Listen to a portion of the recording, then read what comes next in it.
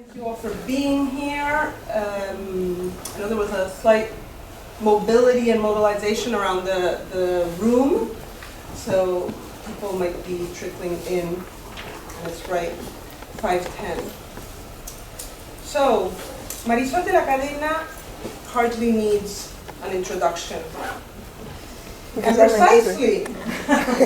precisely because of the reasons for which she is so tremendously important and relevant and well known, that is, because she is such a looming figure in what has been called across disciplines in the humanities, social sciences, and technology studies the ontological turn, ontological politics, post-anthropocentrism, or post-humanism. All of these terms that Marisol herself finds political limitations to and always opens them up, right, to what does not fit and exceeds their genealogies and uses. So I say all these terms, it is like what mobilized gatherings around readings of Marisol's work, and yet Marisol is always like, Today we were just walking from the car and she's like, I don't do interspecies or multispecies. And I was like, okay, got it. So anything that I'm going to say right now is really something that, not anything that you don't all already know. So this is just a kind of long-winded way of beginning by saying that I'm tremendously honored and excited to have you all here and to have you here, Marisol, with us. Gracias. I also want to thank, first of all, Janet Wagaman, who's back there, and Gregory Loden, and Julia Bird, who all work at the Center for Latin American and Caribbean Studies, because it's thanks to their logistical, programmatic, and technical support that Marisol is able to be here. And also to the Anthropology Department for the room share, which these days, is a much needed thing. So Marisol de la Cadena was trained as an anthropologist in Peru, the UK, France, and the US, and has held teaching positions. Come sit at the table, everyone. Don't stand back there. Come sit. Marisol will not invite you. Who knows? Who knows? She has held teaching positions at the University of North Carolina, the Universidad de Barcelona, Universidad Javeriana, Universidad del Cauca, Universidad de los Andes, among others, and for the last 2 decades at the University of California, Davis, where she's a professor in anthropology and in the STS program. She's a recipient of numerous prestigious awards, among them book prizes from the Association for Feminist Anthropology and the Latin American Studies Association, as well as a Guggenheim Award and a distinguished graduate and postdoctoral mentoring awards from UC Davis. And I mentioned this last one because over the time I've gotten to know Marisol a little bit, I realized how important teaching is for her and the kind of long-term relationships that she has with people who were her students in any of these places I mentioned. As a scholar, mentor, and teacher, Marisol de la Cadena has made an impact on our way of living and thinking about relation, politics, indigeneity, colonialism, modernity, and capitalism, and, for the lack of a better word, the environment. And Marisol is going to tear down all of these terms all the time, but we're going to have to say something. I personally consider her an indispensable political theorist who built her work through a deep encounter and conversation between ethnography and theory, and whose conceptual propositions are taken up by activists, artists, and scholars from numerous disciplines. Her concepts are not abstract, they are concepts as and for and from practice. Practices of worlding and practices for worlding. A few of the concepts that she has gifted us, that's how I like to think of it, and that have proved extremely generative are, among others, uncommoning, and sometimes they're difficult terms to say, at least for me with my, ESL, uncommoning, the complex we, onto-epistemic openings, divergence, anthropo not seen, both and, many worlds, excess, translation, and co-labor. Some of these are her own, others are her engagement with others' thinking and forms of worlding. Each one of these is the result of working through limitations and blind spots with categories that have historically disciplined us. Her work offers questions and strategies for being in relation and for participating in political life otherwise. She has authored numerous books and essays, among them the influential Earth's Beings, Ecologies of Practice Across Andean Worlds, and co-edited the beautiful volume, A World of Many Worlds. Recently, she has been interested in cows and things in general, and this is her phrase. Things in general, as she says, particularly in the current ecological and political landscape in Colombia. I'm not really sure, or now I know, what Marisol is going to share with us today, but please join me in welcoming Marisol. Thank you, Natalia.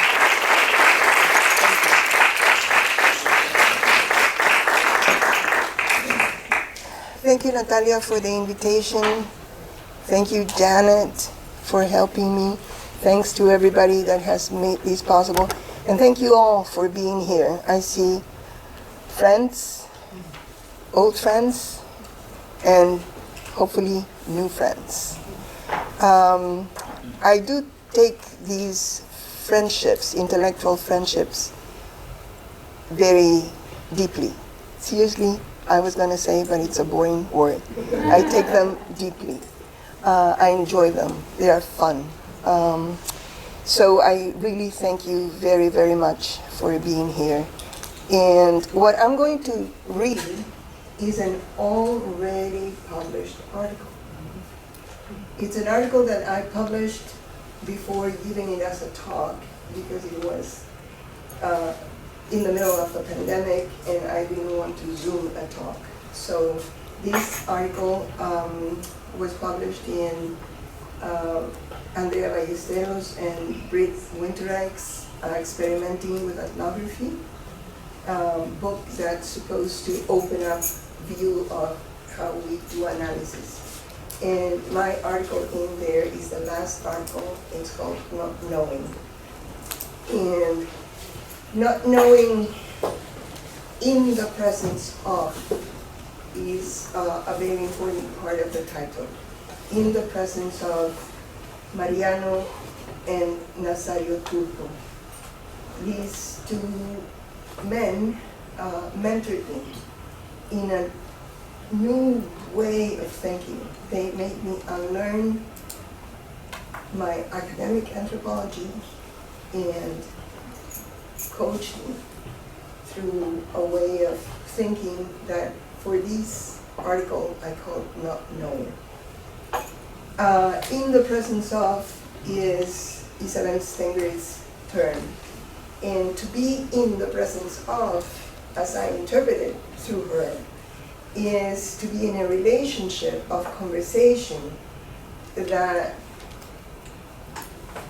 does not insult your interlocutors.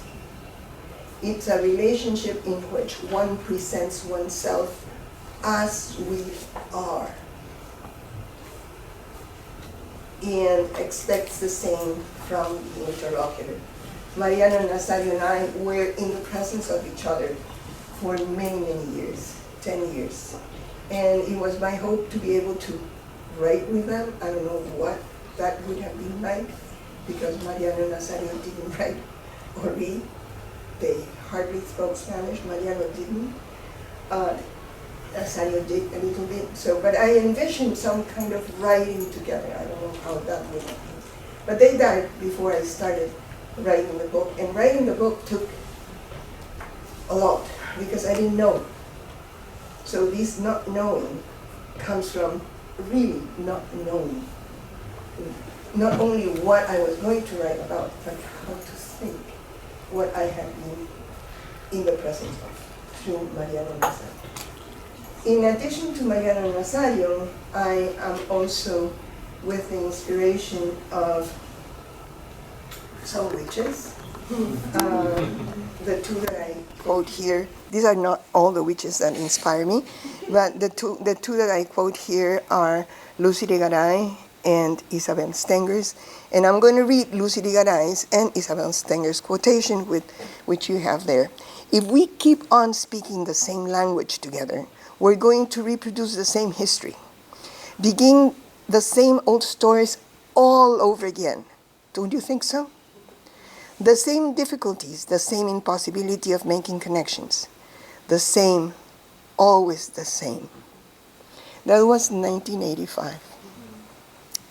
And then Stenger's, 20 years later, we know knowledge there is, but the idiot demands that we slow down, that we don't consider ourselves authorized to believe we possess the meaning of what we know.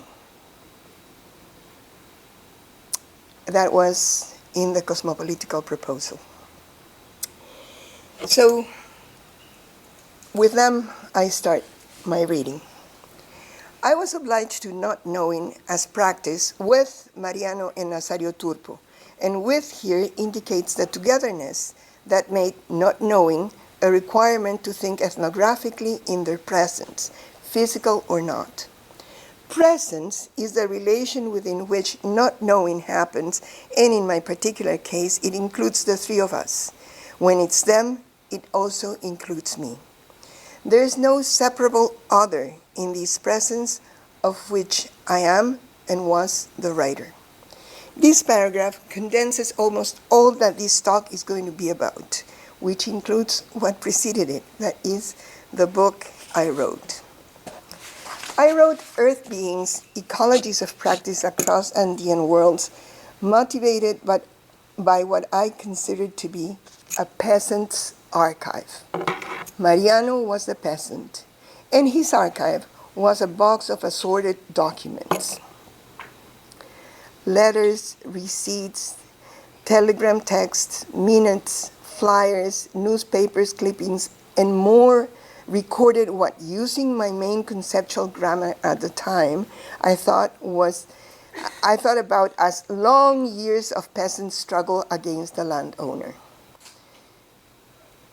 These are all the documents that I found in what I was calling Mariano's archive. And this is particularly dear to me because the last thing that popped out is Mariano's signature. He didn't read or write, but to be a citizen, to be a representative of his IU, he had to prove that he could read or write, and the only proof was the signature. So he rehearsed the signature in pieces of paper. Yeah, the two signatures there. My idea was to write an ethnography of this archive, the practices that made it, and in so doing, analyze the history the documents told, and also discuss archive as a concept. When I first got to Mariano's village and talked to him about my idea, he went along with it. A few weeks into our practice, he insisted on talking about what was not in the documents, which frequently could also escape history. For example, Tirakuna, Earth Beings, safekeeping the documents. Tirakuna is the Quechua word for earth beings. They can also be translated as mountains. Runakuna is the Quechua word for the people which, emerging together with Tirakuna, form Ayu. And Ayu is another Quechua word. The Andeanist ethnographic record has translated Ayu as the institution formed by a group of people that collectively own land. This translation separates object, land, from people, subject, and then connects them through the relation of possession. Ignoring this definition, which is not wrong, was fruitful. It allowed me to think Ayu as the condition whereby Runakuna with Tirakuna take place, that is, occur in time and space. But to get there, I had to start by displacing mountains and people as nature and humans, and to practice not knowing Tirakuna with Runakuna. What could that be? Tirakuna with Runakuna. humans with mountains, which were not humans or mountains. What could that be? So now back to the documents. At times, Mariano would even get annoyed when I insisted on learning from the documents. This stack of wills, Mariano's and mine, put at risk my initial ethnographic object of inquiry, the peasant archive and its historical promise, and offered an important ethnographic disconcernment. And this ethnographic disconcernment is Helen Varand's term. Mariano's stories were beyond the limits of the possible. As such, they presented the classical situation that I could have translated through culture to explore his beliefs. These would not have been ethnographically wrong. After all, interpreting belief is how we ethnographers know, and I will tell you more about it momentarily. However, it would have been inadequate to co-laboring. This ethnographic mode, co-laboring, required a different we, not me with ethnographers, but me and the turpos, together. Collaborating required my categories and Mariano's stories, even if they clashed, or as I learned, better if they clashed, for these would not stop the conversation. It would continue and yield unexpected possibilities, and the unexpected as possibility. Different from collaboration, collaborating was the name I gave the practices among us: conversations, sensations, feelings, observations, intuitions that composed a complex togetherness, a contact zone, and this is Mary Louise Pratt's term, in which we understood each other and we did not understand each other. This second ethnographic mode, which I call excess, was as important as understanding and could be simultaneous with it.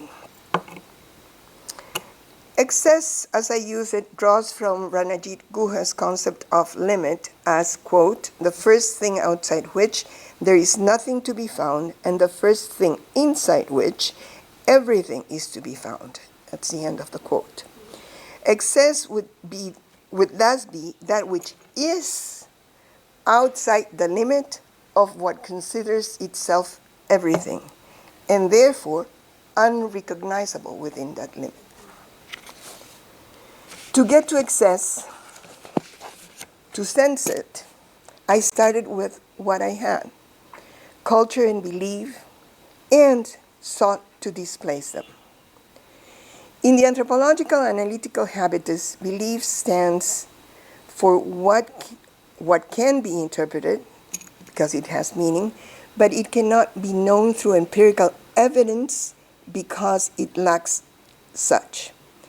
Thus, interpreting the meanings of belief is how what escapes modern epistemic knowledge emerges as known.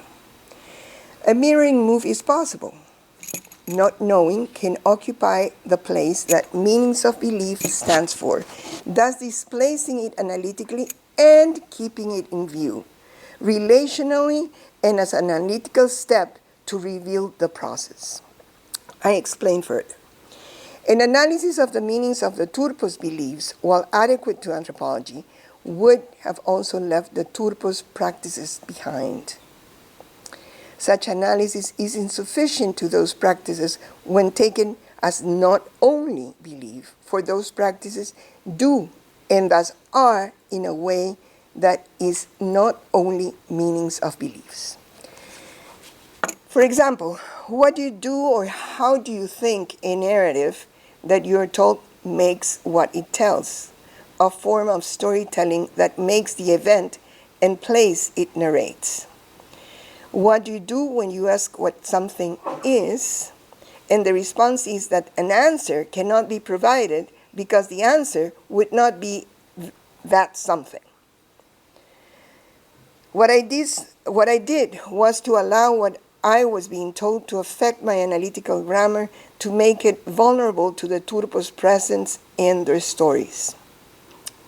I let them all breathe relentlessly into my breathing space, making it also theirs, one and distinct at the same time.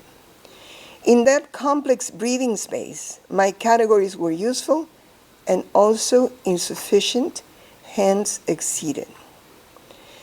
The practice I chose to think was displacement, not replacement. I borrow displacement from Merlin Strathern. It results from controlling without canceling the practice of categories, concepts, or analytics that may overpower, perhaps even kidnap, the situation that is up for description.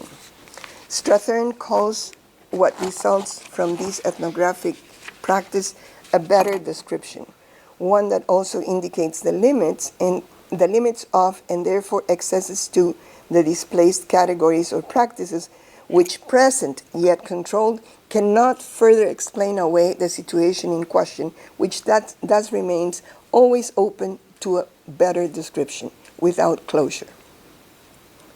Concepts do their work with other concepts. Culture and belief had analytical companions. Their displacement also required displacing other categories: archive, peasant, struggle, history, even indigenous. When using them, I did so displacing the power of my epistemic categories, including history, to impose their requirements to decide what is possible or impossible. Complicating my disconcertment was my early realization that nothing, words, deeds, movements, entities, observed the simplicity of worlds apart. For one, we shared the history that had generated Mariano's archive. It was a history that Mariano had struggled against, the struggle that I admired and that had lured me to him. But history's term, for example, its requirement of representational evidence, did not exhaust Mariano and Nazario's terms. Doing so, exhausting what they were insufficient for, was what those terms claimed. Required by Collabing, I aimed at suspending those claims by practicing not knowing, which then became a fellow traveler of displacement. Not knowing also proposed my conceptualization of excess as that which is beyond the limit of modern epistemic knowledge and its requirement of representation. That which is beyond the limit of epistemic knowledge and its requirement of representation. It all started with Mariano's archive as a complex matter. At first sight, it was a box with over 600 assorted documents put together by people of many paths of life. The texts, also the texture of the paper, see the box there? The text, also the texture of the papers, told events that history could subscribe. They were the matter of history. But this object had also become through relations among Runacuna with Tiracuna, humans with earth beings. The box thus also was, and thus mattered, through conditions that did not leave historical track. How to make sense of this was not obvious. Habituated to grant history the power to discern what is from what is not, and with culture within my reach to explain the latter, my initial scholarly reflex was to separate Mariano from his archive. Mariano's stories would be cultural, the archives historical. The separation would have even matched the grammatical form whereby a subject, Mariano, owns an object, his archive. Mariano insisted, we could read the papers in the box, but not only. I felt his impatience, seeing his hands moving in the air, telling me, you have not traveled all the way here to read what is inside that box, not if what you want is my story. His insistence made present a matter that was not historical, but may not have been without history. Hence, neither one, history or its excess, were to be discarded. They had both made Mariano's archive, a complex entity for which my scholarly knowledge, taken seriously, I experienced as insufficient. Collaborating the archive meant accepting it was not only an archive in the historical sense. What it was, I did not know, perhaps could not know. Responding to this complex object, a historical archive that was not only such, and the circumstances that had made it proposed not knowing as a different form of knowing, one that accepts the challenges posed by that which it interrogates. Collabing created a fractal space where the turpo's practices and mine overlapped and diverged. Our conversations, also our being together, were very tangibly and evenly occupied by our respective understandings. It implied the composition of a we that maintained radically present the divergences that made our encounter. We would not have been able to converse without those divergences, or our conversation would have been another one. My guess is that while this is not infrequent as ethnographic experience, it is frequently ignored as it entails slowing down habitual knowledge, thus creating an ethnographic contact zone for not knowing that can be perplexing. Vis-a-vis perplexity, the reflex is to resort to knowing. It protects us, often trapping us in what Lucy Irigaray in the epigraph I showed calls the same. Collaborating was certainly perplexing. It required me to acknowledge, not recognize, acknowledge, entities, events, circumstances that were, but I could not access with the tools that culture and history could offer. I have already explained why this was the case. Let me add what might be obvious to you now. Translating my friends' world-making practices into beliefs would have counseled collaborating as an opportunity for a symmetry of practices precisely of the kind that history denied. Moreover, the reason I would have had for a translation into belief was lack of evidence, and that seemed out of place. For evidence there was. The problem was mine if I could not accept it as such.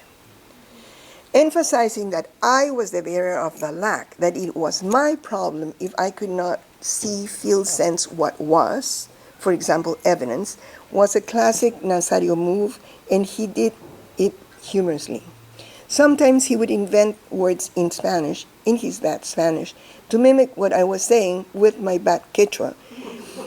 This became an internal joke that made comfortably obvious our incommensurability and friendship, a unique relation. His humor, laughing at a situation that included all of us, our fractality, our failures at mutual understanding, our impossibilities, and possibilities, leveled the terrain intimately, effectively, and profoundly, if not structurally.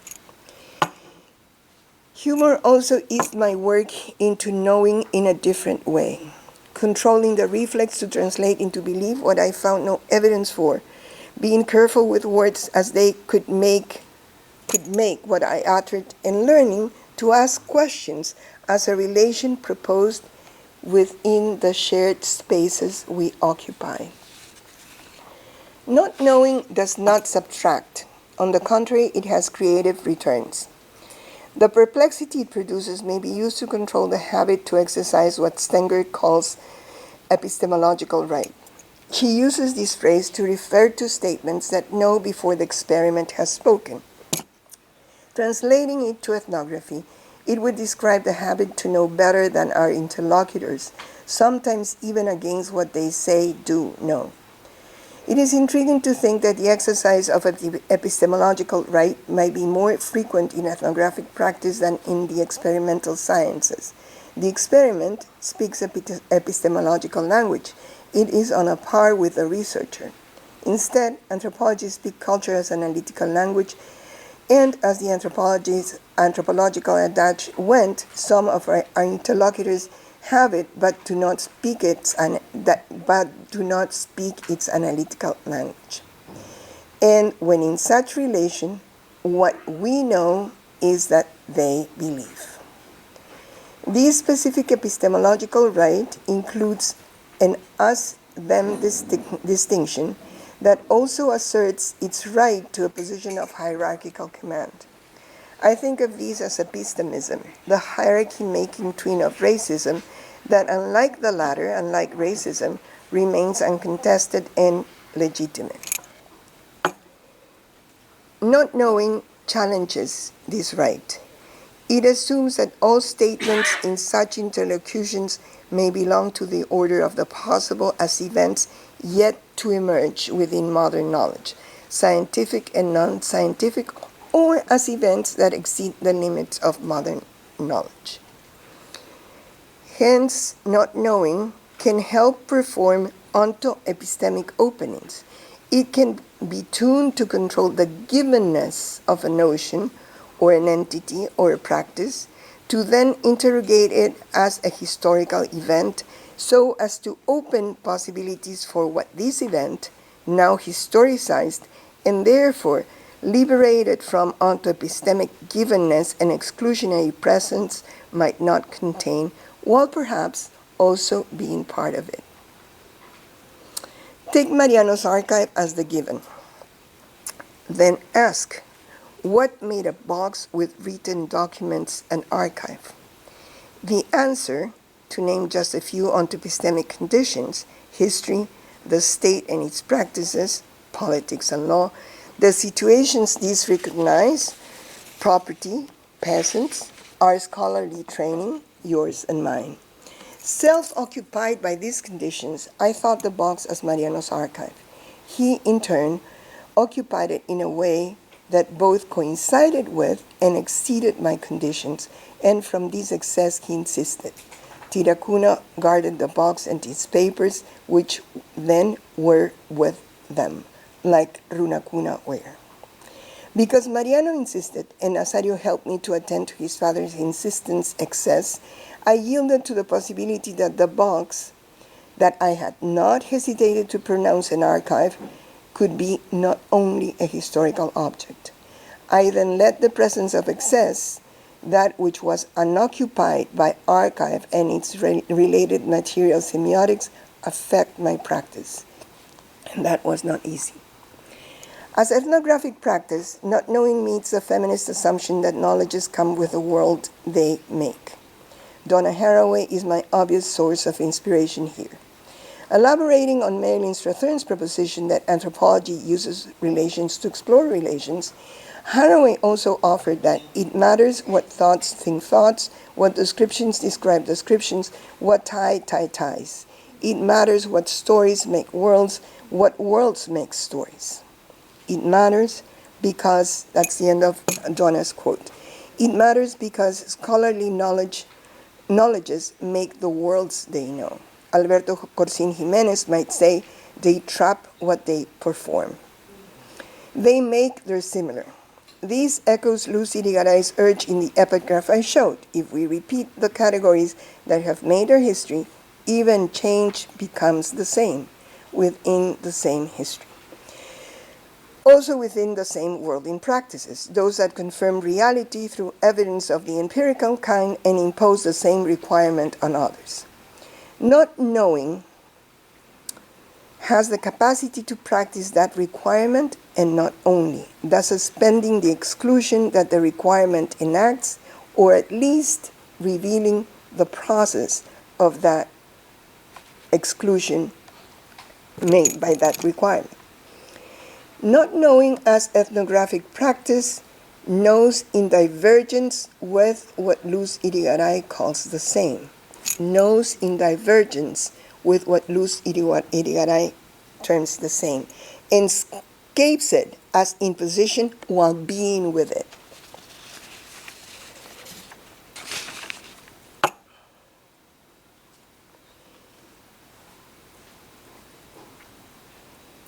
Not only was a phrase Mariano repeated to make me aware of my inability to sense what escaped what and how I knew. it suggested not knowing as ethnographic and friendship relationship, a fractally shared space where we did not know and also knew together.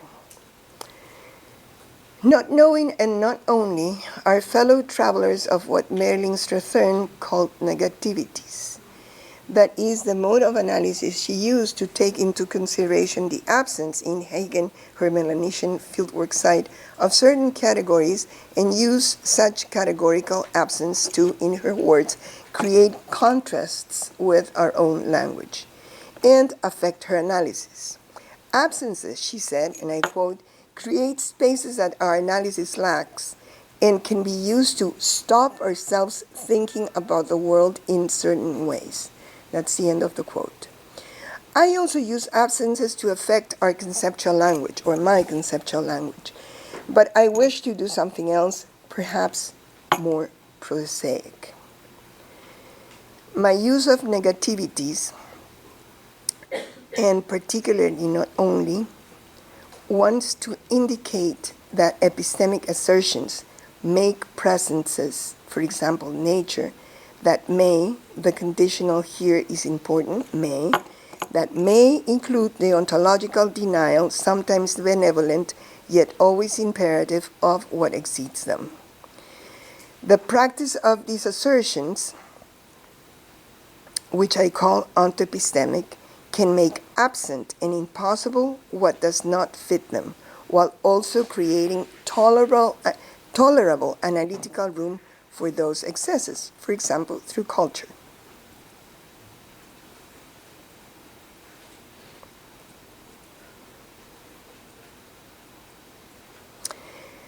Negative qualifiers at the site of denials, a negation of the negation, may work as tool to displace the assertion of what appears as an unquestionable given, an open possibility for the presence of what the assertion of the given made either absent or impossible. As a tool to perform ontopistemic openings, not only is a device to halt knowing as usual and allow what we know, for example, as an archive or a mountain, to emerge not only as such, and therefore through requirements that diverge from what makes them archive or mountain. Not only suggests that entities or even the order of things may also be other than what and how we know they are. Not only is not a formula to add known possibilities, not only happy, also unhappy. It's not that.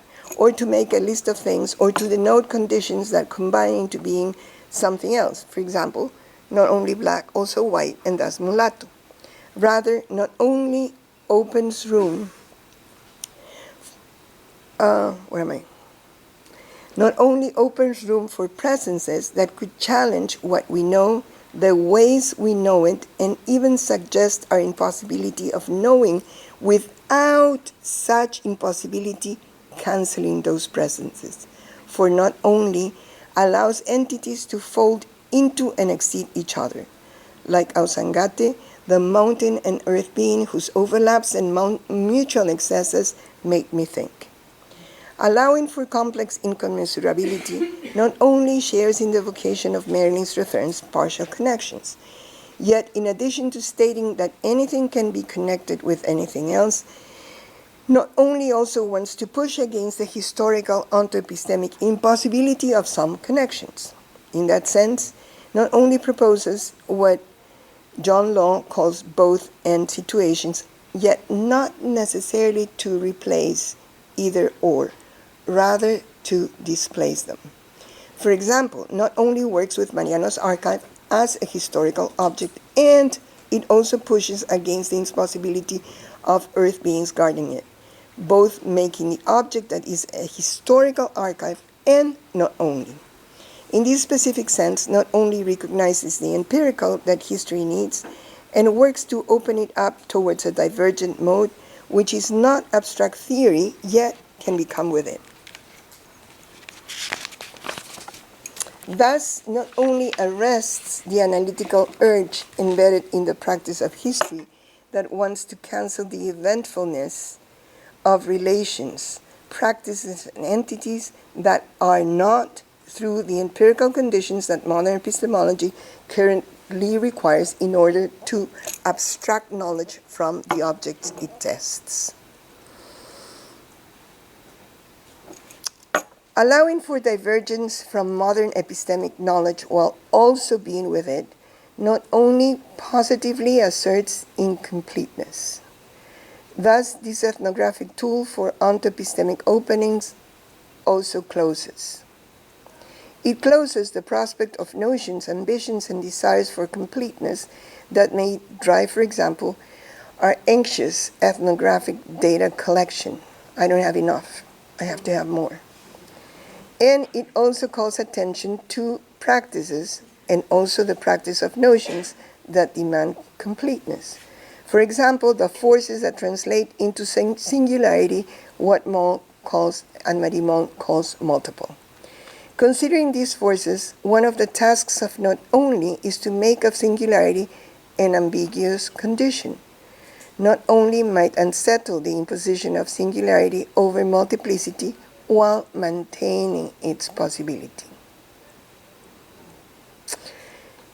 On ending, I want to propose two caveats. The first is rather obvious, I think. Not knowing does not advocate ignorance. Not knowing is an analytical method, a way to practice analysis, not its result. Premised on not only, it suggests that what we know or might eventually know might be exceeded by something that what we know or might eventually know may not contain, both as in comprise and control into not being. And to not only and not knowing slow down the scholarly habit to use categories without inquiring into their historical world incapacities. They do not carry dangers of ahistoricity.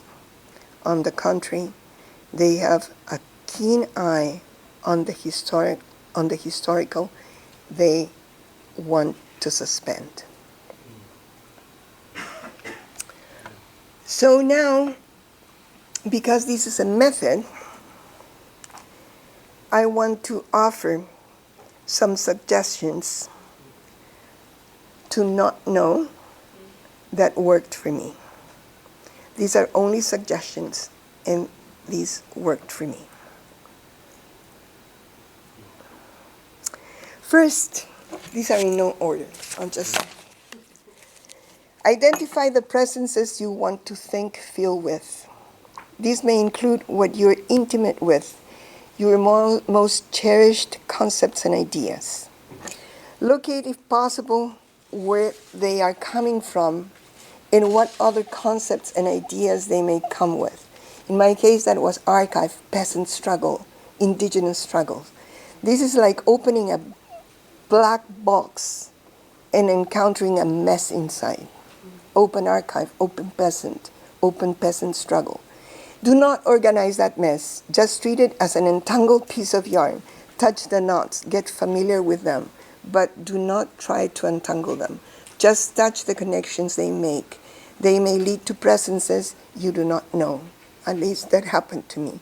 Try touching those presences that you do not know. Feel the borders that keep them out of your reach, which is the most I could do. Then make vulnerable your most cherished concepts and ideas. This will risk their becoming with and through those borders that you feel limit the presences you are not intimate with. This will start the complex context zone that I've talked about above. Once there, begin your not knowing. For example, control your impulse to divide what emerges there into binaries. Tempting at this point may be to separate, for example, living from non-living, concrete from abstract, material from immaterial. Let the context zone be complex and you in it. Third, watch your analytical grammar. As modern scholars, our default position, the one we do not think about, tends to be that of subject and object, that is the specific relational form representation requires. We might want to suspend it. Momentarily is fine.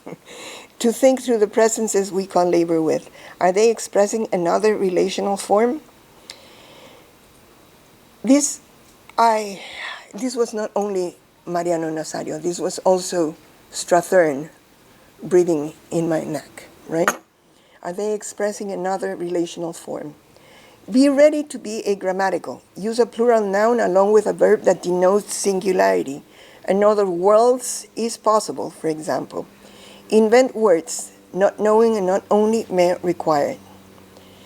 Fourth, collaborating also means you are being collabored, learning with, and perhaps in divergence.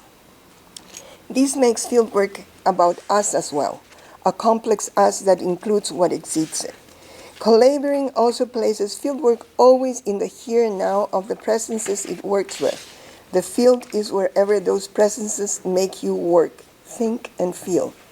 Collaborating makes co-presence the name of the game that fieldwork is. Fifth, co-presence that does not distinguish humans from non-humans or other than humans. The latter usually escape the distinction between material and immaterial. They may be neither and at the same time present itself or themselves as concrete, perhaps even empirical to your analysis. Next, as co-presence, fieldwork also shapes ethnographic concepts, which you can think as concrete abstractions. I think of ethnographic concepts as concrete abstractions. The gender of the gift is one of those. This oxymoronic phrase, concrete abstractions, refers to concepts that do not easily detach from what provoked them, or if they do, they continue to refer back to the here and now of their conception. Ethnographic concepts evoke what Benjamin says of the story of the storyteller. His quote, "It preserves and concentrates its strength and is capable of releasing it after a long time." That was a very inspiring quote to think ethnographic concepts. It preserves the story of the storyteller, preserves and concentrates its strength, and is capable of releasing it after a long time. An ethnographic concept preserves the strength of what made it. It is that localized strength that makes ethnographic concepts travel.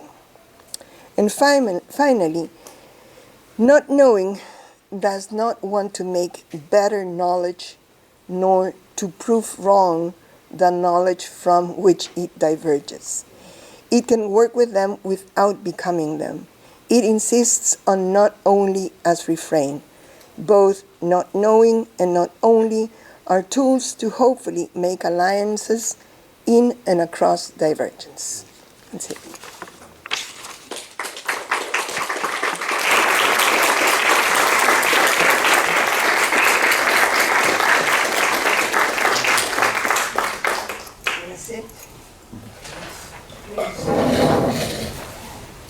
And I'm going to take questions. Yes. Maybe I'll start with one, or no. Can we turn the light? Oh, can we turn this light off? See, how do I? Let me see. Where's the choice?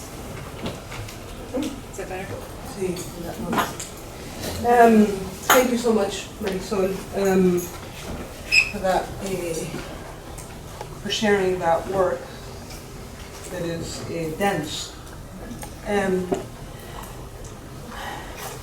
And this is, I have two kind of like provocations, because I know you like provocations. And one of them is, the question of in the presence of, right? Presence, to me at least, and how I understand it, both, let's say, philosophically, but also in how you're mobilizing the term, exceeds, to use your own term, the verbal. Yet the verbal, in terms of grammar and language, seem to be also at the key and at the center of your method, but also of your proposal, right? Because concepts are so important. So I'm struggling with the relationship between that, between presence and the linguistic or grammatical, when presence, I think, should or does exceed it, and maybe that's purposeful, and how do we grapple with that?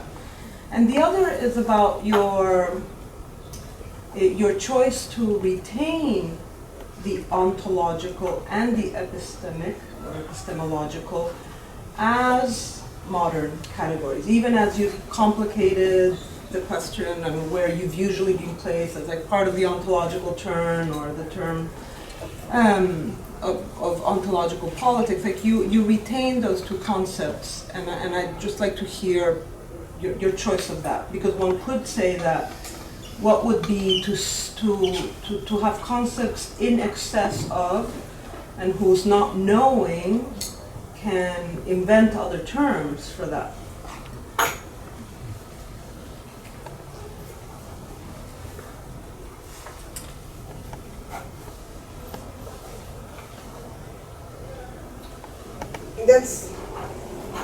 Those are great questions, beautiful questions. Definitely in the presence of exceeds the verbal. Mm-hmm. And it exceeded the verbal. Mm-hmm. In Pachanta, the place where we worked. And not only in Pachanta, the place where we worked, but here and in my desk. Mm-hmm. Ausangate exceeds the verbal. In fact, Ausangate inspired not knowing, because I call it earth beings as a translation of Tiakuna, yet I do not know earth beings. I do not know, I cannot put Ausangate or earth beings into words. So that's the excess. Mm-hmm. Presence definitely exceeds the verbal. Similarly, presence in the presence of Mariana Nazario, the presence exceeded what I understood as a relation. And I cannot grasp that excess to put it into words. The excess is there, and it's part of the presence of. And in a sense, perhaps putting that access to the verbal, trying to grab it with the verbal is part of knowing. And the invitation to not know invites my body to, invites the use of my body, the use of my hands and feelings and emotions beyond the verbal. So I do find that in the presence of is a huge possibility as ethnographic place to think and inhabit. So yes, excess of the verbal, beautiful, yeah. Now, why do I use epistemic and ontological? The cheap answer is because I need to be understood, and we need to be part of the circuit that was using it. And I called what I did not ontological turn, because like I said, and always say, I don't want to prove anything wrong. That definition of IU that I grew up with, IU as the collective land owned by a kindred group, is not wrong. Yet there's also more to that. So yes, we talk onto epistemically, and this definition of ayu is part of that onto-epistemic language, which I try to open. And going back to what I didn't finish saying, I didn't qualify my work as pertaining to or belonging to the ontological turn. I, from the beginning, called it what I wanted to do was to provoke myself onto epistemic openings, myself as the result of not knowing. How do I open mountain onto epistemically so that I can feel earth beings without mountain holding me back from that. So, gracias.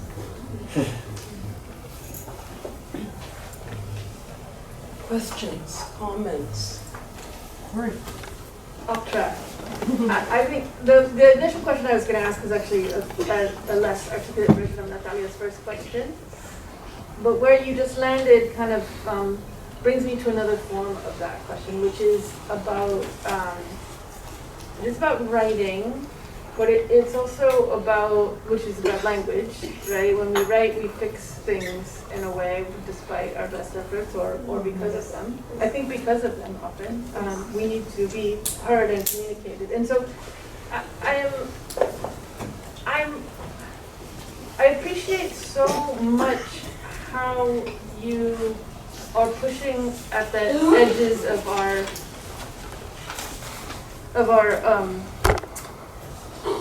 received idioms and vocabularies. I recognize a number of the sort of Spithernian moves there as well as other ones.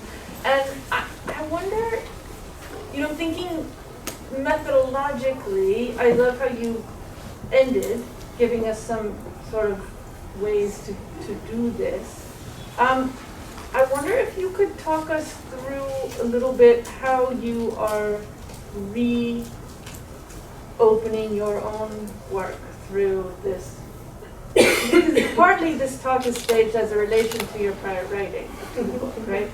And I think that's important. I think there's another sort of tension here where the imperative, and it's a very important political and analytic imperative to be responsible to one's interlocutors, one's friends, to try and open up, to invite them to write even if that's not possible. There's that move, but we are also inescapably in relation to ourselves, our writing, to a scholarly set of discussions which are being pushed all the time through these kinds of experimental, incredibly thoughtful moves. So I wonder if you might help us understand how you are seeing your book now through looking back through this paper now, and what prompted this rethinking of this methodological sort of rearrangement of elements.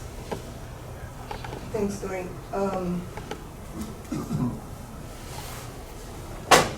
It's dense. What you're asking is the first. It doesn't make sense. I think it means I wasn't very clear. No. Not making sense is important. Okay, good. Yeah. No, really.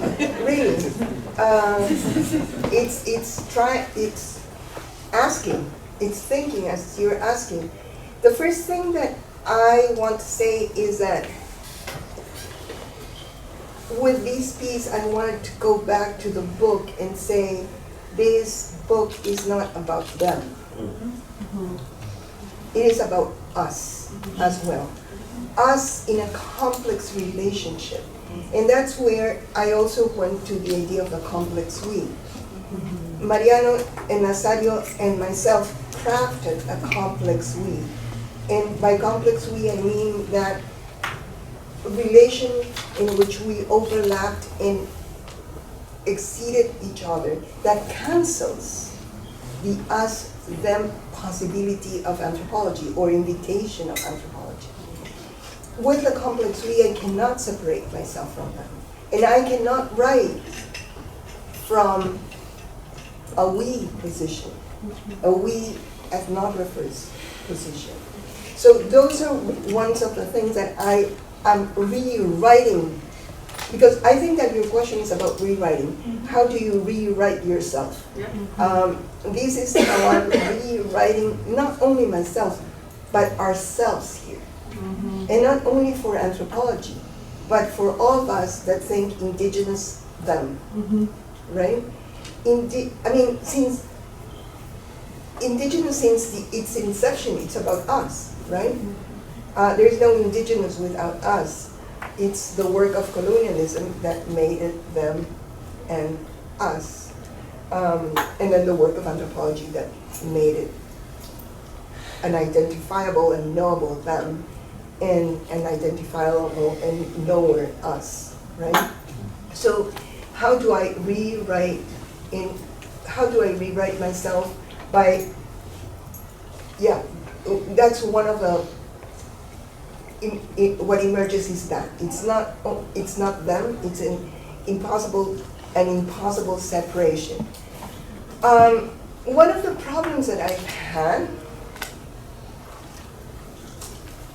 is how to take these to a different site away from Mariano Nazario and excess. What other kinds of excesses can I find that are not, in a sense, the easy ones to identify as such, right?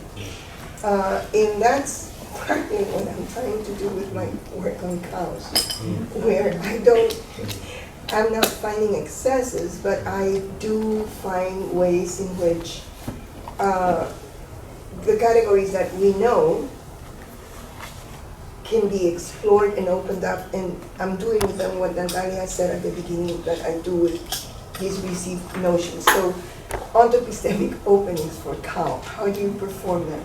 And my cheap way, again, the cheap way to perform them is to say, not every cow is cattle. And cattle is more than cows. And by that, the only thing I'm saying is that cattle participates in the etymology of capital. And what I'm doing is to see how capital transpires through cattle in a way that's absent, that cow makes absent. So those are exercises. I'm trying to take that to methane and think about methane from cattle is not methane from cow. How I'm going to do that, I don't have the least idea. And that's where the not knowing also helps, because if I don't have not knowing, I would be terribly afraid of doing something like that to methane. Methane is methane, CH4, right? So not knowing helps. I don't know how it's going to help, but and in that sense, I'm rewriting. I'm trying to rewrite or write, yeah. But I don't think that's your question either. Your question is more about writing and what it fixes. No, that was just a cheap entry point. You exceeded where I was going. Okay, I'll accept that. I think Laura had a question, then Lucina, and Mara and Jake. Yeah. First, thank you, Marisol. It's I will tell you and everyone for this. It's so you said powerfully, and you exemplified this: control your impulse to reduce to binaries. Let the contact zone be complex. So, and everything I'm about to ask, which is not yet formed, is you exemplify an answer to. It's as if I shouldn't even ask, but it's. So I'm trying to think.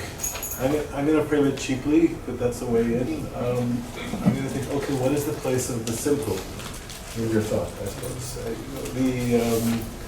by which I mean you don't reduce ever to binary, I think, but you use the binary. You know, the very context of itself is, for me, a binary formation, and so forth. And so, I suppose I would ask it in several ways, which is the extent you exemplify not simply the eschewing of binaries or a certain kind of structures, but but the possibility of living with binaries without producing a reduction.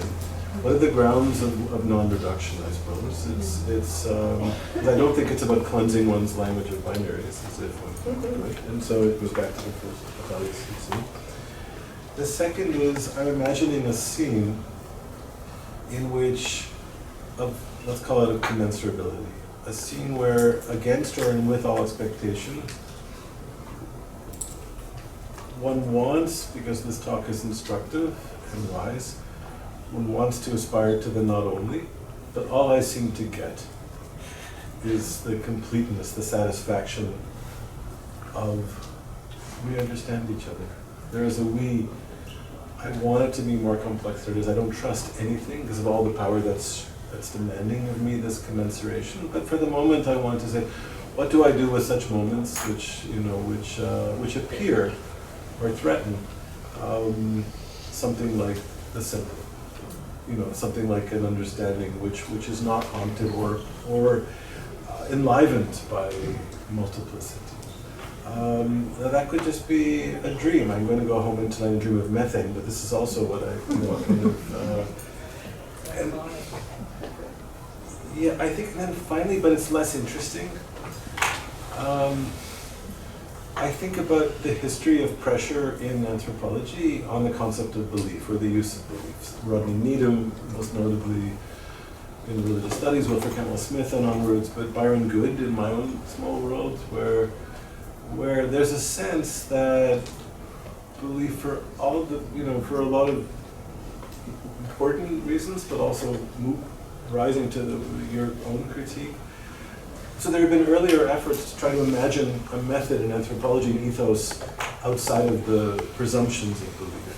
So for Good, I think initially there's a sense that we can imagine a purely semiotic analysis where since everything is to be reduced/raised to the level of the sign, that will produce the radical, almost mathematical equivalence of all possibilities, in which the mountain will always already be infinitely semiotically available. The point of unknowability, but nonetheless there can be no nature, because all there can be is the dense to the point of madness plane of the sun. That loses traction as the semiotic loses traction as necessary or sufficient to anthropological work. But it's and arguably gets replaced by a return to phenomenology, to some sense of a certain kind of exercise of radical attentiveness that might open to. So I guess I'm trying to think, but this is why it's boring after a point of as if the belief as a problem has haunted the discipline for a long time, and I'm trying to think about the moment of your extraordinary work and today in relationship to this, this iterative history of responses to belief as well.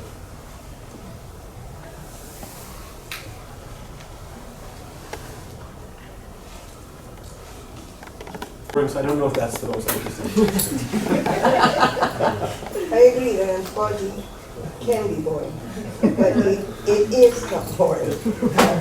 Anyway, I like the question about the place of the simple.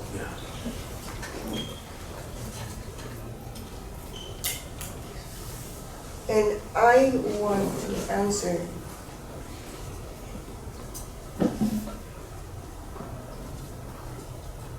that perhaps we're making an easy binary when we think that the complex is not also simple.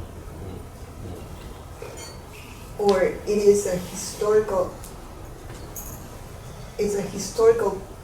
process of making the separation where that makes the complex a binary of simple, when the complex can be what is and therefore simple.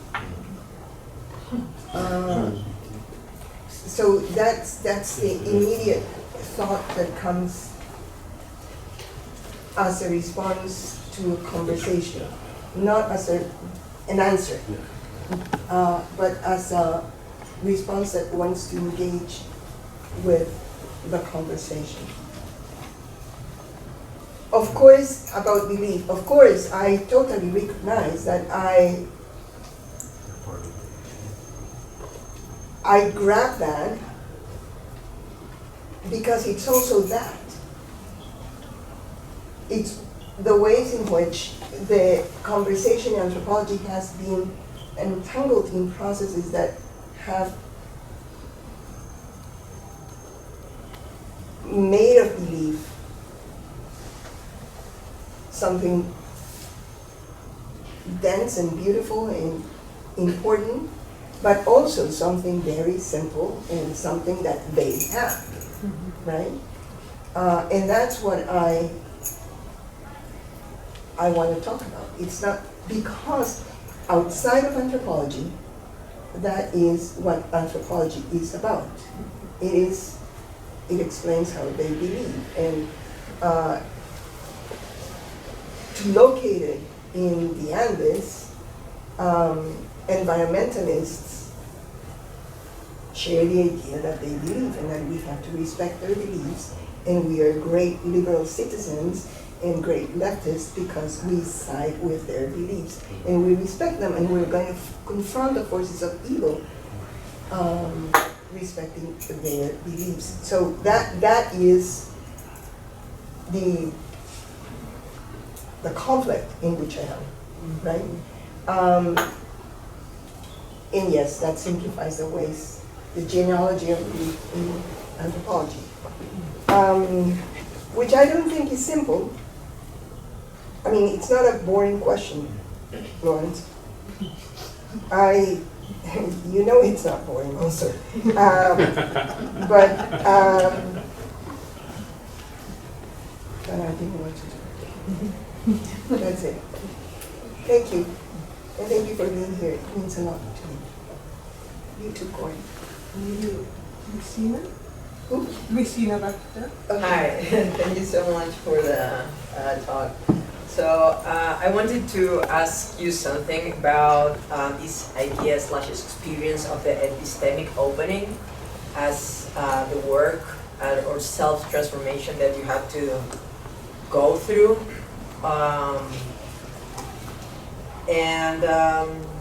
Is it maybe a little bit personal, so I have also a plan B for my question. Then, were you ever like too afraid or anxious or even happy and looking forward that this like epistemic opening would be like so much that it would never like come back? No, like, and the second one is how much or how many of these like epistemic openings can a discipline as we know it resist, and if it not many, if that wouldn't be a bad thing necessarily. To your first question, all of the above. If I need to choose one? No. Oh. You said, was I ever anxious or afraid or anxious or happy and looking forward that this like epistemic happy and opening? looking forward very late in the game. Very, very late in the game. At first I was, when I saw the archive poof, disappear, I felt, and now what? And now what? Okay, I can treat it, I can force Mariano to sit here with me for endless hours and talk to me about something he doesn't want to talk about, and I can write about that, but what is that, right? And so, yes, a lot of anxiety. I went back and forth to Mariano Nazario during 10 years, and I think that only the last 2 years I sort of started touching what I was going to do, right, think. I wasn't sure. I was never, ever, ever, ever sure. The only certainty that I had was that, okay, I'm learning Quechua. That was the only certainty that I had. And the epistemic openings remain open. They are, I mean, I don't know, I cannot say Earth being is this. The only thing that I can say is Earth being is. And I have a lot of trouble with editors, copy editors, when I say that, because they say is what? And I say is. I cannot yet. So, but there was something, going back to Corey's question also, writing, inventing terms, inventing grammars, that's something that helps a lot. And that's, I think that I learned from Mary Strathern. I mean, she's not a convoluted writer for the sake of being a convoluted writer. She's inventing a grammar. She's forcing her vocabulary to do what it doesn't do, usually. So that's why I'm not claiming any resemblance. But what I'm saying is that's inspiration. And I think I got it from her and from Mariana Nazario. And that's the other thing, going back to your question and your question, Mariana Nazario helped me understand Marilyn Strathern, and they helped me understand Isabel Stennis. It was not the other way around. It was not the other way around. And that, I think, is the value of ethnography. The ways in which ethnography places notions and transforms them in placing them. And that's what I'm calling ethnographic concepts, of which I mentioned the gender of the gift. That is a huge ethnographic concept. Or Eduardo Ribeiro de Castro's multinaturalism. That is an ethnographic concept. It's not ethnographic description only, it is an ethnographic concept. Anyway, so yes, anxiety and never closing the opening. Once opened, And it's also never a one-way street. That's not how we need to think of it, right? It's not a one-way street because it's also, in that sense, it's also mounting.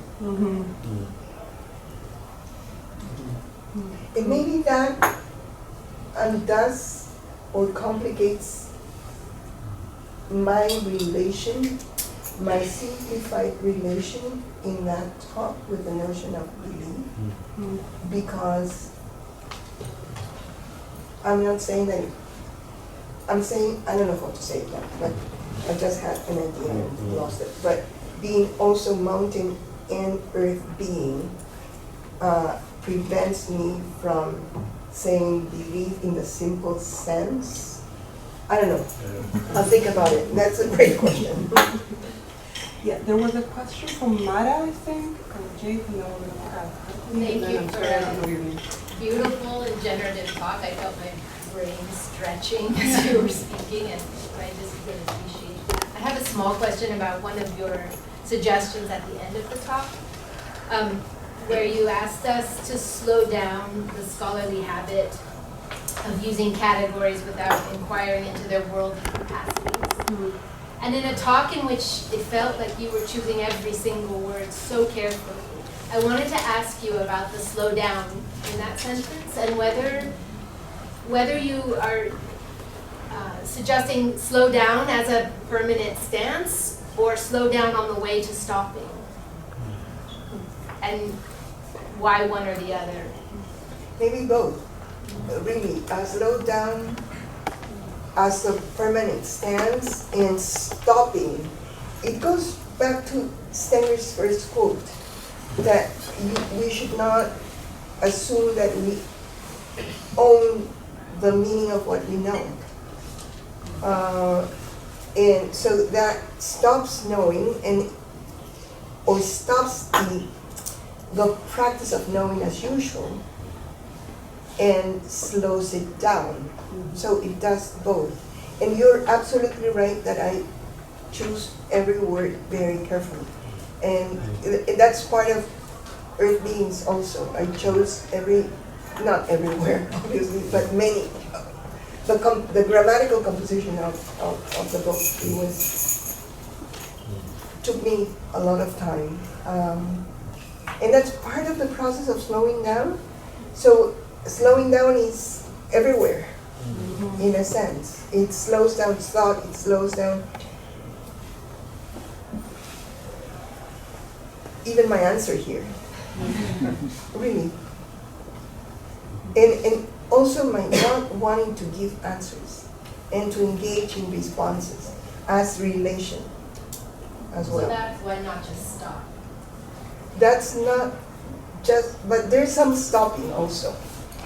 Because, for example, not only is a stop, not only closes the possibility of completeness, and I want to close that possibility of completeness.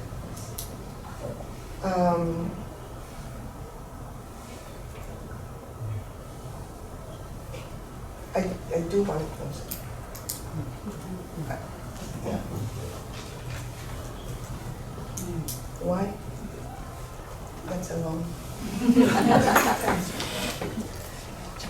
That was thoughtful, beautiful, generous talk. I really enjoyed hearing your answers, actually. You're very lucky to be here. I have a question just it kind of follows the mountain comment actually a little bit. And it's partly about choosing where you started, which is, I'm going to get to know Nazario and Mark? Mariano Nazario. Mariano Nazario. Starting with these two men, and also starting with an archive, and the complex we that was created, and that was more complex than that required the letting go. And I was wondering what would happen if the mountain was part of that complex we, or if there were things that were not human, or archive was a much broader concept. That maybe archive could be a hoe or the cup or a whole set of things that someone has used over time. And then what that would do to a theory of practice, because the theory of practice, as we use it mostly, is human-based practice. That is, it is a practice that we have to engage with the world, which is part of that binary, part of the binary. So what is a practice that is actually, what is co-labor that is using with forces that are not just human forces or vitalities, or however you want to talk about that? What does that do to your theory, or do it to a theory of practice?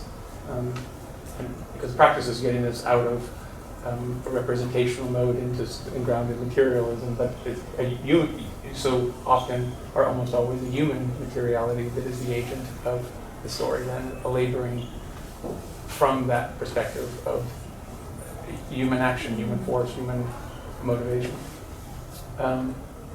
And it's interesting, at the end, the co-laboring too, the suggestions that you had at the end of things to do, they were, as methods was to think or track or identify. They were things that we would do, not practices of physical engagement with things, but actually thinking. And so I was wondering, again, that kind of how does their co-labor practice, it's around that intersection.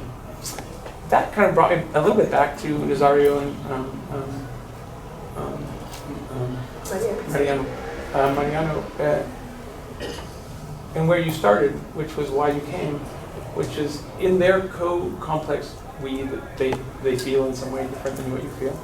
How do they understand their radical labor peasant politics that they were involved in at a different moment, where there were very clear boundaries and very clear things that they wanted to hold, that were part of things that the story they wanted to tell, which isn't so much part of this story here, but clearly what motivated you, and also part of what made them who they are. And I wonder how they might understand the complex we.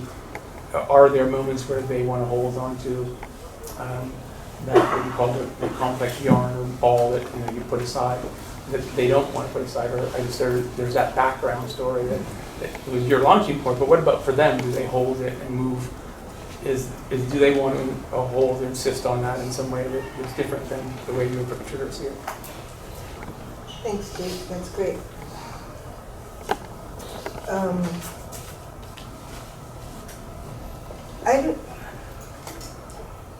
So one of the reasons why my last slide is Ausangate and the reflex in the lagoon is because I feel that in all my writing, not only in this talk, but also in earth beings. Earth beings are a presence that I do not engage with, that I engage with through Mariano and Nazario, but I don't engage with, but I cannot. So that is an absence. That is a very productive absence of what earth being is in my relation. As a thinker and as a doer / writer of that book. So that is it. It escapes me. I'm in my effort to bring them in is to show them, not as representation, but to end the talk with them. I start the talk with Mariano Nazario, and I end with that image of Ausangate in the reflection of Ausangate in the lagoon, to say this is also part of the complex we, and it's an absence, because through me it's absent. And it was, I accessed Ausangate through Mariano Nazario. But how, what? Like I said before, it's just an opening, it's there. Ausangate is, as earth being is. But beyond that, I cannot say. And I wonder if the need to say something beyond is part of who we are. And instead, it's not that I don't want to be who I am by saying is, but it is where I got. Ausangate is, I don't know what. But that is my response. I was thinking that, and that's why the last slide is what the last slide is. But then the complex question is, what does it do to practice? Well, maybe that's an excess as well, but that's a cheap answer. So that's my initial answer, okay? It's an excess. So practice doesn't capture it, or practice captures it through writing, through thinking, and through saying, feeling the presence. But that's it. That was it. I couldn't practice beyond that.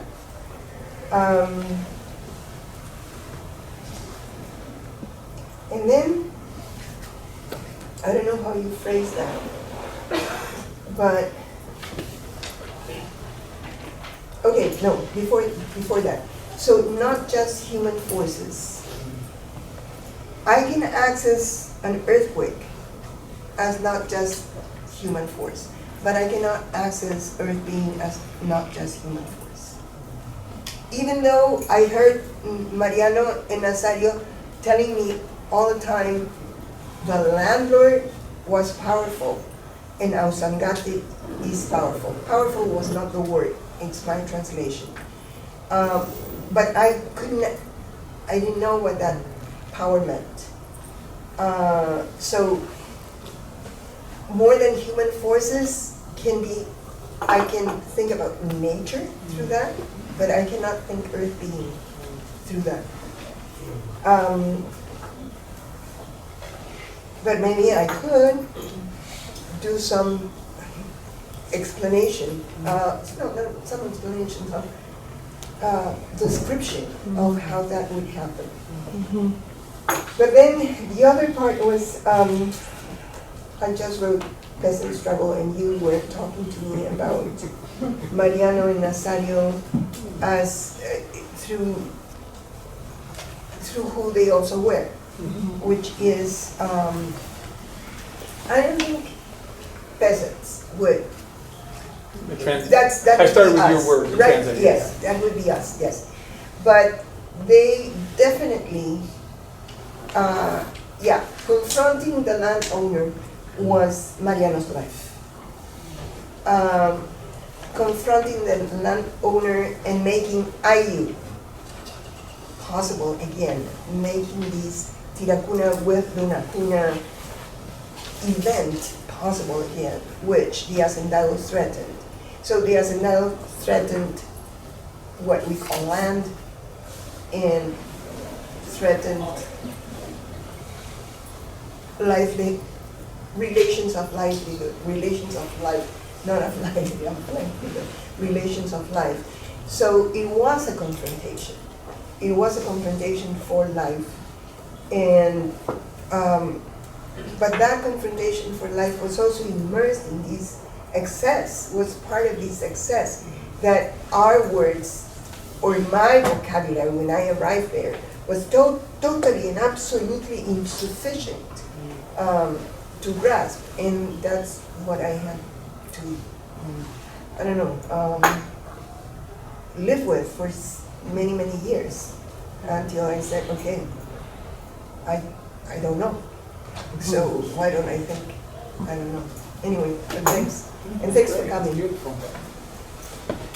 Thanks everybody for coming. There's 2 more questions. Maybe we'll, if it's okay, we'll take both of them at the first. Ignacio, gracias.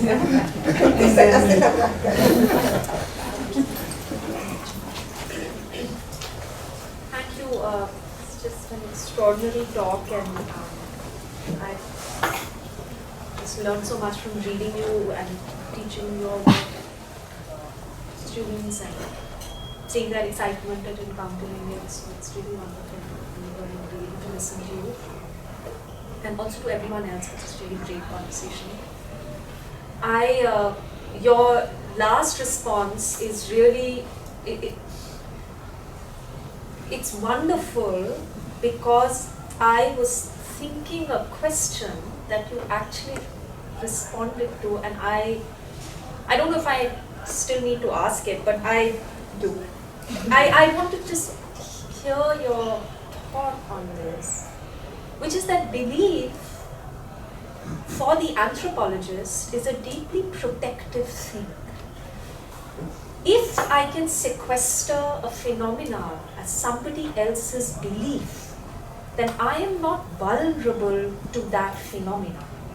And the classic place in anthropology is that of witchcraft, right? Where the question of belief in anthropology becomes a highly, it's a kind of, it radicalizes this problem of belief. So for the anthropologist, if witchcraft is to do with their belief, then I am not subject to witch attacks.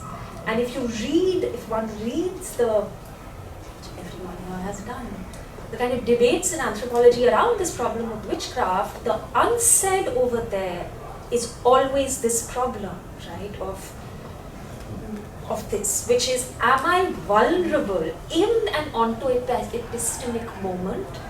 Am I then vulnerable to forms and events and presences and phenomena then that I will have no techniques to actually deal with or encounter or be in the presence of? And so then this cloak, in a way that we all wear, or try to wear at least, which is that beyond the point, I cannot know. I can't feel. I can't feel because I don't want to feel actually. Were I to go there, then I would truly be in a kind of radicalized form of co-presencing and co-laboring and gripped with forms of anxiety, and the trouble then of writing within the secular mode we have inherited from the Enlightenment, actually, which all of us participate in and partake in, is also we write within the secular terms of our disciplines, within the secular terms of secular academies, because A, we're extremely embarrassed and worried and anxious to ever be able to write through our own subjectivity. Should something like this have ever happened to us, there's no place where we will ever actually admit to this. B, to stay in these positivist, disciplinary, secular forms of thinking and writing and reading where I don't know, this is I'm just drawing off just listening and reading Earth Beings and what you just talked about this very material, real problem where one's own epistemic standpoints can become radically shattered, and that then the problem of belief is actually a cloak that the anthropologist also wears as a form of, I don't know, talismanic protection at least.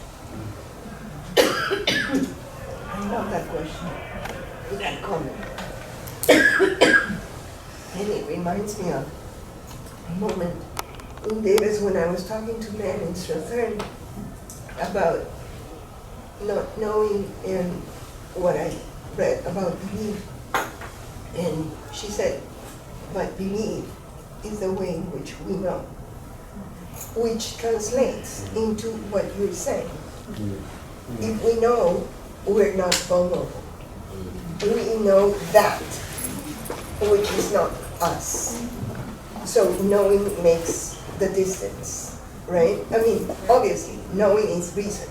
It makes the distance with that practice that we don't get, but we want to get because we have to get it, which is why I said maybe leaving the is suspended and wanting more is part of what we have to do. And we call it belief, which maybe practice be a better term, but we haven't called it practice. Witchcraft is a practice, right? And we call it belief and cancel practice. This is a commercial. My dear friend Margaret Wiener is publishing a book on, it's called Magic in Translation. It's coming soon and it's beautiful. It's about magic as a European concept, and as it travels to Indonesia, it becomes magic as we know it. But what you were saying also reminded me of Stenger's, which is definitely a huge witch that I'm trying to contain. The danger of animism, thou shalt not regress, right? Yeah.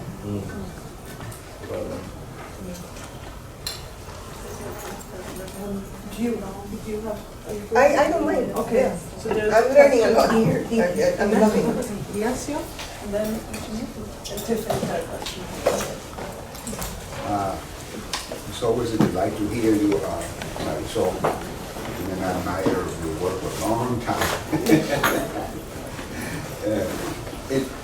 Maybe to strengthen the conversation by having the privilege of your presence here, I would like to see if it is pertinent to shift, since you mentioned Dana Haraway and the cyborg and everything, and your wonderful term of a knowing, of earth being. How, I'm thinking about, in terms of kind of a genealogy of pre-Socratic knowing stuff of the world, Socratic ignorance, the cloud of unknowing from the Middle Ages, etc., etc. And now what you're talking about. So this part to me is kind of like a conversation of the humility of knowledge, of understanding and perception, which you greatly impersonate. In terms of this earth being and shifting to the idea of artificial intelligence, AI,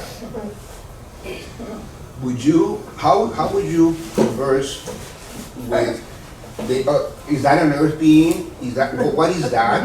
Because it's the question of who are we now? After the generative AI has exploded in the last 6 months, it's been coming up, but certainly exploded. How do we tackle vis-a-vis also the very basic and grounded aspect of what you do in the Andes, for example, which to me this is fundamental and radical and rhizomatic, how could you play, or is that of interest to you? Or I don't know, but I think that one of the worst things that we could do is react to AI knowing. I think that we don't know. And then think from we don't not knowing, think from not knowing. Right. Because everything will come short. We can come up with tons of things, and policymakers will. But there's also not only AI. I was reading in Critical Zones an article by Stangers about, it's Gilbert Scott, thanks for coming. Gilbert Scott, the guy who works with the scientist, the biologist that works with Donna Haraway, and Isabel learned from him that scientists are working with cells. Biologists are working with cells that cannot be made into units. That become constantly through relations, which is challenging the ways in which biologists know. In the way in which, so knowing through units is,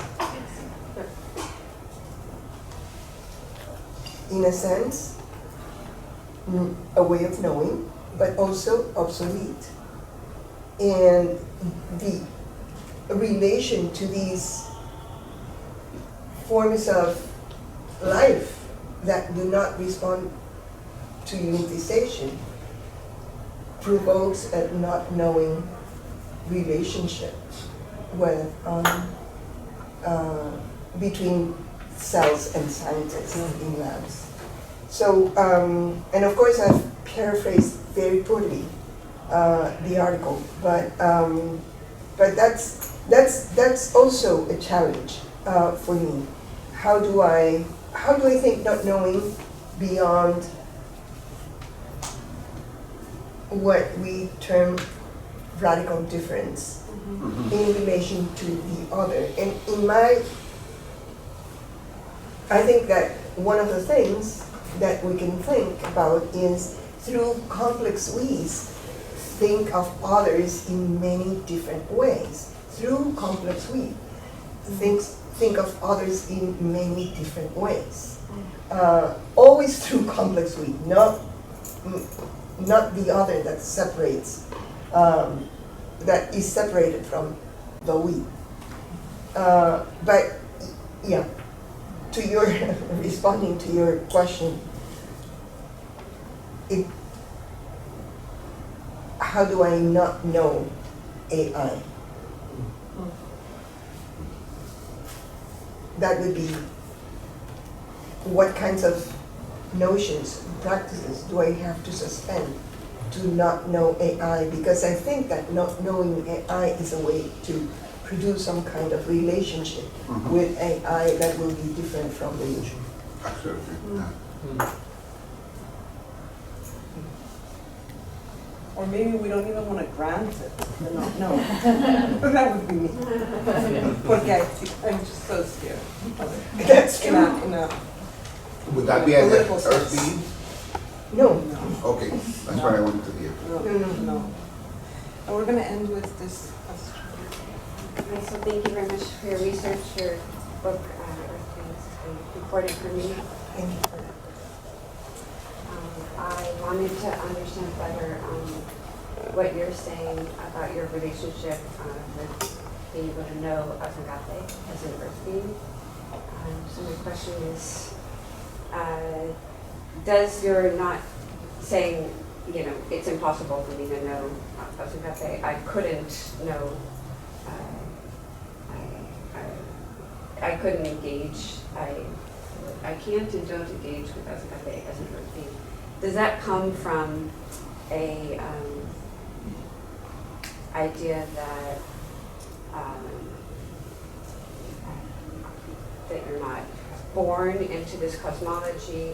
It's an indigenous cosmology that creates understands animate beings within the earth, that because you're not born into it, it's impossible for you to know it, and does it come out of this respect for this indigenous cosmology, these animate earth beings? Or is it that you did this co-labor and trying to sense, doing your very best to be mentored and sense into the earth being of the mountain, and you tried over a long period of time and you were unable to? I think it's something. Ausangate requires practices that would have demanded years and years and years and years and years of training. Not that I wasn't born into, but it would have required more than the 10 years that I had to write the book. And it would have required becoming something that I wasn't going to become. It is a very specific relationship that I think I could have learned, that I could have become with, but I didn't want to. Not out of respect for them, out of what I wanted to not do, but not out of respect. But it wasn't what I wanted to do. What I wanted to do was to write a book, what I said. That's what I wanted to do. So, and I presented myself as such. So, I was in the presence of. I wasn't ever going to, I didn't ever say, I want to learn who Ausangate is. Mariano and Nazario were sick and tired of anthropologists trying to learn. But that wasn't my... That wasn't why? No, that wasn't why. No, I wasn't, because to begin with, physically, it would have demanded from my body things that my body wasn't going to be able to do.